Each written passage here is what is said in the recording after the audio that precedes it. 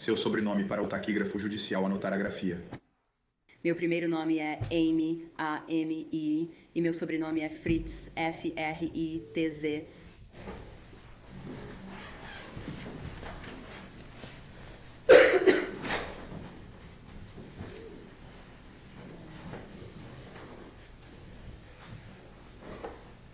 Esse não é o objetivo do júri. Senhorita Anderson, continue. Sim, meritíssima. Dr. Fritz, espere um momento.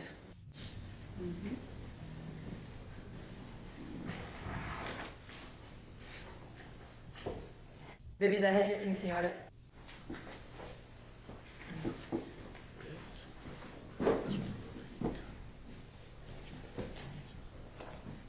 Dr. Fritz, vou lhe entregar os documentos de prova de número 76 e 77. Tudo bem? Sim, este é o meu currículo e este é o relatório que eu escrevi. O seu documento de defesa, número 77. Isso reflete com precisão sua educação, treinamento e experiência profissional? Sim, reflete. E o documento de defesa número 76, isso reflete com precisão os resultados e testes realizados e a avaliação que realizou neste caso? Sim, reflete. A defesa apresenta as provas de defesa 76 e 77 que já foram previamente entregues ao Estado. Vou registrá-las agora. E o presidente do júri admite ou prefere admitir para todos os fins? Podemos pré-admitir e admitir para todos os fins. 76 e 77 estão admitidas.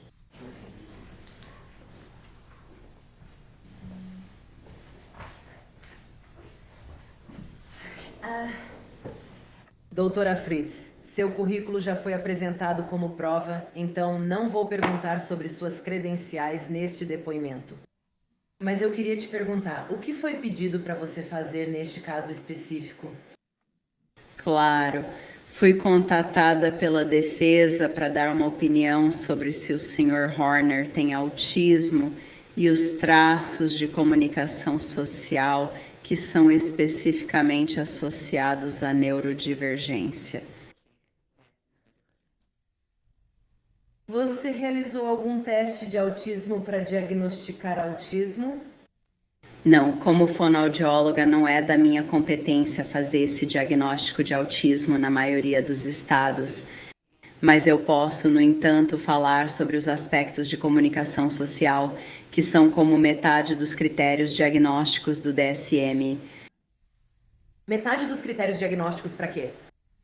Para o transtorno do espectro autista. Na sua área de atuação, com que frequência é comum que um especialista ou um médico confie nos relatórios, conclusões e resultados de testes de outros especialistas? Eu diria que é relativamente comum, especialmente no mundo forense. E quanto ao mundo clínico? Eu diria em áreas relacionadas. Então, por exemplo, alguns dos meus clientes têm condições médicas ou de saúde mental comórbidas que são importantes para eu saber mais a respeito. Ao se preparar para este caso, você se reuniu com Tanner? Sim, eu o avaliei durante 2 dias, avaliei ele na prisão e acredito que fiquei lá por cerca de 4 horas em um dia e 3 horas e meia no dia seguinte. Nesse período com ele, você fez algum teste por conta própria? Sim, então, infelizmente minha área não tem muitas avaliações padronizadas que sejam apropriadas para adultos com mais de 22 anos. Existem perfis que são muito úteis e há alguns instrumentos que podemos usar para fornecer equivalências de idade ou outras informações que são um pouco padronizadas. Então, eu realizei avaliações, tanto informais quanto formais, além de observações, revisão de registros e entrevistas com o próprio cliente e também com a avó dele. Com relação aos testes que você realizou, esses são os tipos de testes que geralmente são aceitos na sua área? Sim. Então, os que eu apliquei são todos avaliações amplamente utilizadas. Então, 2 são padronizados para alguém da idade do Tanner, Usamos o Peabody Picture Vocabulary Test e o Expressive One Word Test. Esses dois são testes de vocabulário. E então eu apliquei a Clinical Assessment of Language Fundamentals. Na verdade, desculpe, é o Clinical Evaluation of Language Fundamentals. Essa é realmente a... Você fala rápido demais. Desculpe, senhor, estou um pouco nervosa. Bem, não fique nervosa. Preciso ir mais devagar para você. Logo podem jogar clipes de papel em você. Ah, não, eu não quero ser atacada aqui. Então deixa eu ir mais devagar. Bem, Posso perguntar, Dr. Fritz, se todos os testes que você fez estão descritos no relatório aceito como prova? sim, estão. O que eu gostaria que você fizesse agora é nos dar um breve resumo das suas conclusões com base em todos os testes, observações e entrevistas que você realizou. Claro, então eu diria que, de forma geral, eu diagnostiquei o Sr. Horner com um transtorno de linguagem receptiva e expressiva de grau leve a grave. Esse é um diagnóstico estranho porque é tão diferente dizer de leve a grave, mas o Sr. Horner tem algumas habilidades de linguagem bastante fragmentadas, então em alguns aspectos ele é muito mais competente do que em outros. E também diagnostiquei ele com o que chamamos de disfunção simbólica relacionada à comunicação pragmática. Essa é uma forma sofisticada de dizer que ele tem um déficit profundo de comunicação social. E isso é secundário ao diagnóstico de transtorno do espectro autista orgânico dele. Vamos falar sobre esses diagnósticos. Você foi solicitada a dar uma opinião sobre como esses diagnósticos podem ter impactado Tanner, não apenas ao longo da vida dele, mas também durante o próprio crime e até sua atual prisão? Sim. Então, basicamente, analisei informações históricas ou retrospectivas, assim como informações posteriores ao crime, e revisei registros, vídeos de interrogatório, ligações da prisão, cartas que ele escreveu, para avaliar o uso de construções linguísticas depois do próprio crime. Por que o júri precisa saber disso? Por causa do fato de que ele tem déficits profundos de comunicação social, vemos evidências disso nos interrogatórios dele, nas interações com pessoas queridas através das ligações da prisão. Isso certamente seria indicativo de alguém que tem dificuldades com normas sociais e com certeza poderia ser considerado altamente inadequado. E entender um pouco mais sobre a natureza dos déficits de comunicação social dele, eu acho que esse é realmente o objetivo. Sem a sua explicação sobre o que você vê nos vídeos dos interrogatórios, nas ligações da prisão que você analisou e em algumas das outras evidências que você revisou, é possível que essas interações sejam mal interpretadas? Com certeza. Então, se você olhar para as palavras que ele disse, o comportamento dele, ou seja, como ele fala as coisas no interrogatório, e certamente, ao ler as cartas e ouvir as ligações dele, ele pode parecer completamente insensível e, em alguns momentos, muito inadequado. E poder olhar para isso pela perspectiva de alguém que está no espectro do autismo e reconhecer falhas ou diferenças na comunicação social era algo que eu estava procurando especificamente. Você acha que esse testemunho ajudaria o júri a decidir as questões principais deste caso? Eu acho que poderia. Sem mais perguntas, meritíssimo. Contra-interrogatório. Obrigada, meritíssimo. Sobre as suas conclusões específicas, você vai falar apenas sobre aqueles 2 diagnósticos que estão no seu relatório? Eu não tenho certeza. Quer saber o que vão me perguntar no depoimento ou... Sobre o que você vai testemunhar em relação ao Sr. Horner? Então, a forma como os déficits de comunicação social dele, junto com as dificuldades relacionadas, porque eu sou especialista e perita em transtorno do espectro autista, as dificuldades relacionadas dele podem ser evidenciadas ao longo de toda a situação do crime e seu comportamento depois. E você tem exemplos específicos disso? Sim, quais são esses exemplos? Então, eu vou analisar, ou gostaria de falar sobre isso, questões relacionadas a déficits na teoria da mente, desafios de coerência central, desafios profundos de comunicação social que andam de mãos dadas com a comunicação não verbal ou o uso de regras e rotinas conversacionais e também a compreensão das normas sociais, desafios de funcionamento executivo. Tudo isso faz parte do que vemos no autismo. E o que eu estava especificamente observando com o Sr. Horner. E você encontrou exemplos específicos disso? Sim, senhora. E quais são esses exemplos? Bem, eu não sei ao certo até que ponto devo detalhar, mas posso te contar. Então, acho que fico me perguntando como... Pode falar, vai em frente. Certo, alguns exemplos específicos seriam o fato de que a pragmática dele, que é a comunicação social, está altamente prejudicada. E ele tem o que chamamos de comunicação funcional básica e uma compreensão das normas sociais em termos de fala roteirizada ou típica, sabe, baseada em boas maneiras. Então, durante a avaliação, alguém espirrou do lado de fora da sala e ele gritou "saúde", porque sabia que essa era uma resposta apropriada.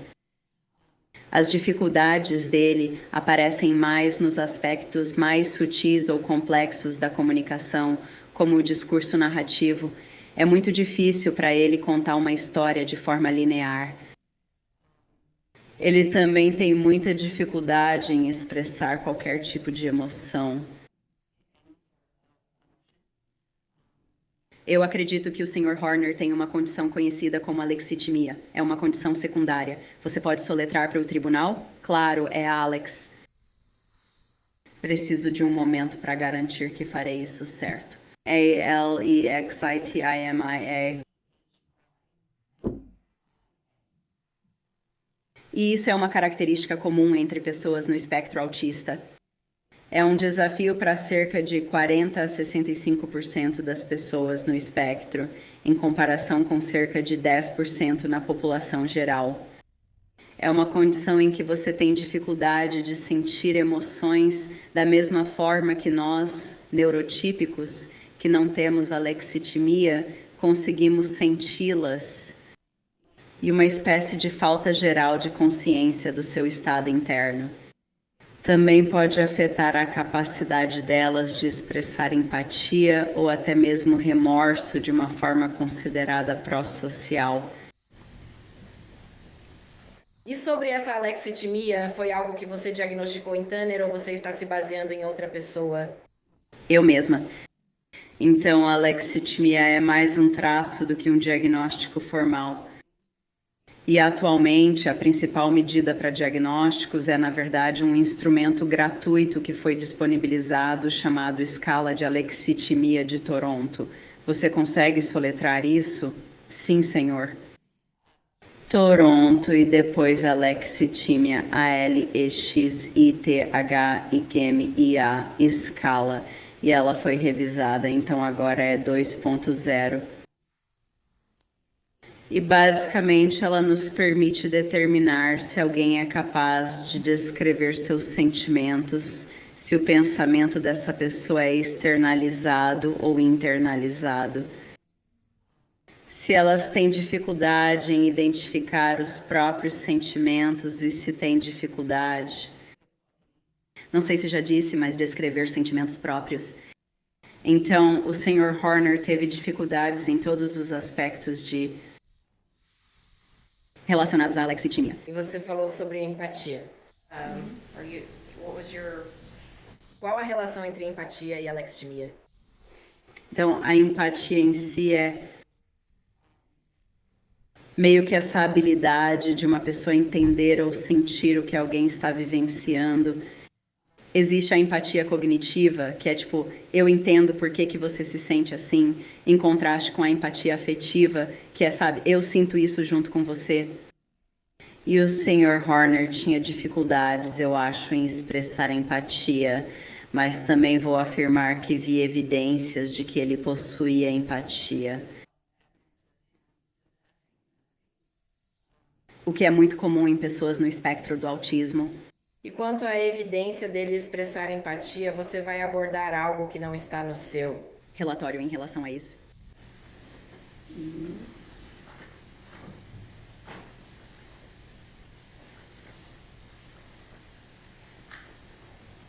Desculpe, só me dê um momento para olhar o que eu incluí. Sim, tudo bem. Obrigada. Quero falar sobre isso, então peço desculpas por não responder direto, mas minha intenção é abordar as evidências dos telefonemas feitos da prisão que acredito estarem no relatório. Evidências no interrogatório. Há menos empatia demonstrada ali.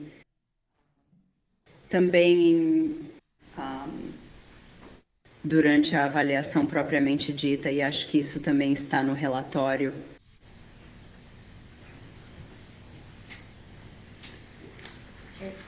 E qual parte da avaliação era sobre empatia?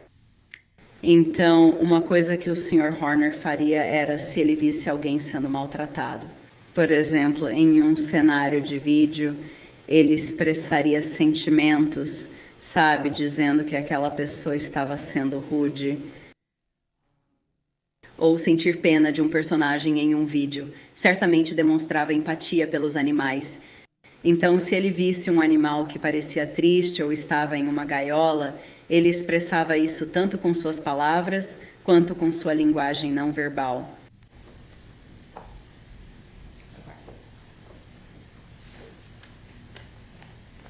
Há outros exemplos específicos que você vai mencionar nessas ligações da prisão ou nos interrogatórios?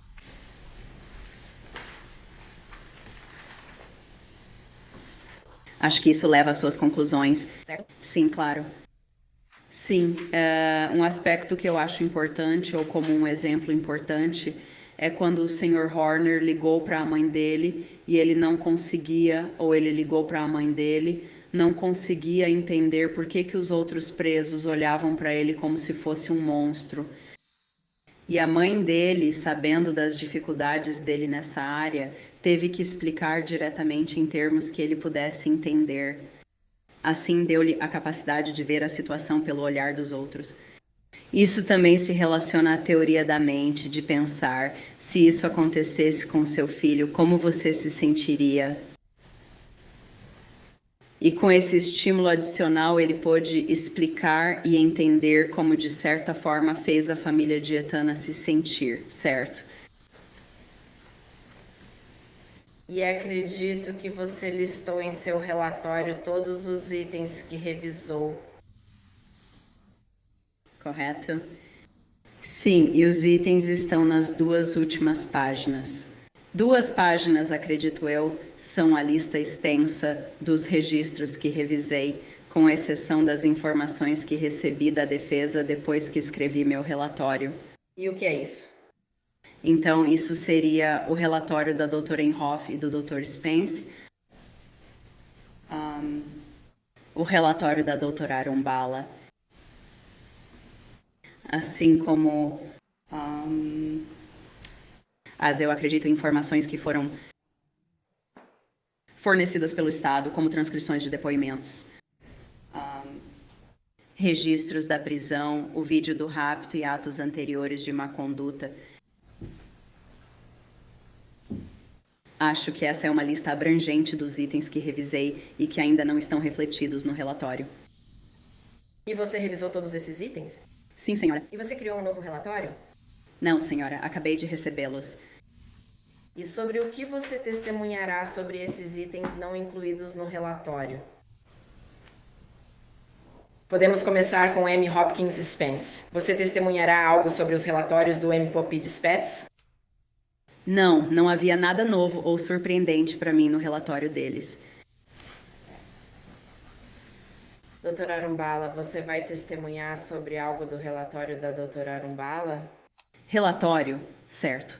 Nada me chamou a atenção, então, a menos que eu fosse questionada diretamente sobre isso, sabe? Não consigo pensar em nada de imediato e não tenho o relatório aqui comigo, mas não havia nada nele sobre o qual eu pretendia falar. E as transcrições dos depoimentos, que eram muitas? Quais transcrições específicas de depoimentos você recebeu? Recebi a da mãe do Sr. Horner e da avó dele, essas duas. E essas são as únicas? Sim, senhora. E você vai testemunhar sobre algo relacionado a qualquer coisa nesses depoimentos? Acho que não, a menos que me perguntem especificamente sobre eles. Se te perguntassem especificamente sobre eles, você teria algo a dizer? Tem algo que mudaria sua opinião? Nada muda minha opinião, não. E o vídeo do sequestro? Novamente, minha opinião mudou depois de assistir ao vídeo do sequestro em relação a como seria o crise do Sr. Horner, porque aí eu pude ver diretamente, sabe, as ações dele. Então, se me perguntassem especificamente sobre o vídeo do sequestro, eu tenho opiniões sobre isso. Quais são suas opiniões sobre isso? Eu acho que ele não demonstra a emoção, desregulação que eu normalmente vejo em pessoas no espectro do autismo nos momentos anteriores e exatamente na hora do sequestro. Dito isso, eu vejo algumas evidências dele, e eu quero dizer isso da maneira certa, o aumento da desregulação dele conforme o evento criminoso está acontecendo. Em outras palavras, a linguagem dele era gentil, cautelosa, tranquila e não assustadora no começo.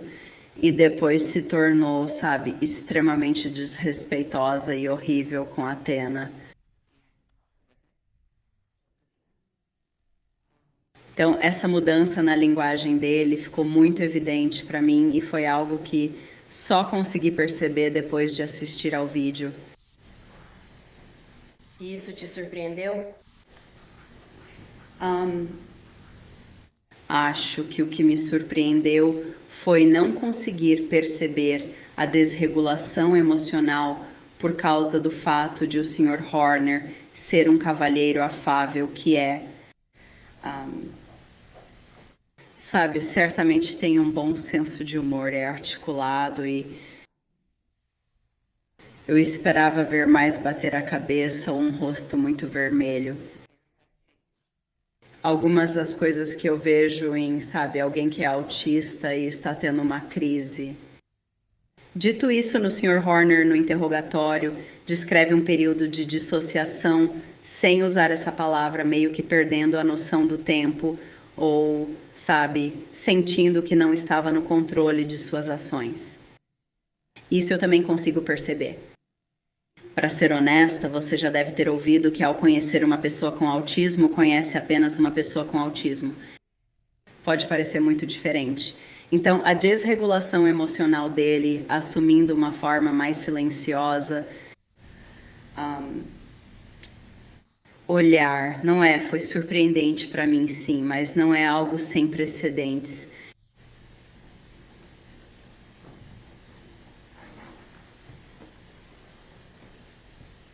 Você disse que revisou os atos anteriores de má conduta. Havia algo ali que você revisou que... Mudou. Sua opinião ou o quê? Você vai testemunhar hoje? Não, senhora.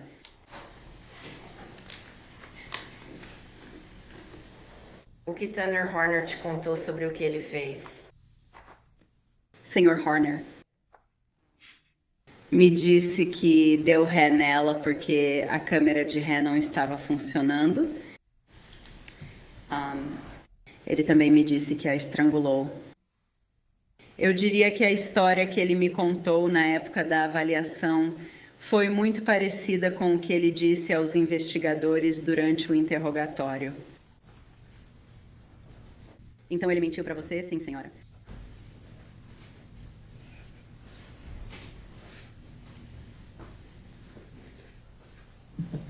Ele te contou algo sobre abusar sexualmente de Athena Strand? Não, senhora, nem perguntei.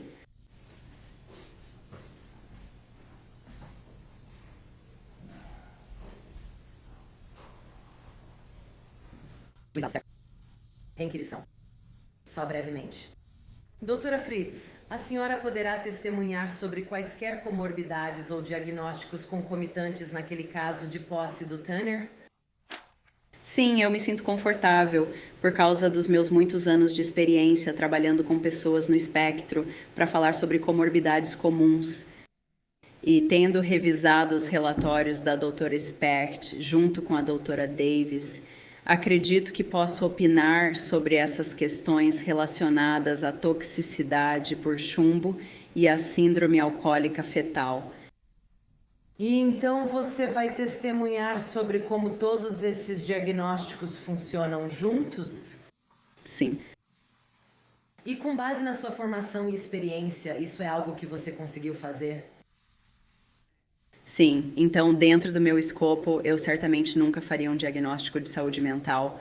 Eu nunca, falaria sobre uma condição médica específica fora do meu escopo. No entanto, traços comórbidos e como esses traços e como a comunicação é prejudicada ou afetada por eles está certamente dentro da minha área de atuação. Sim, senhora.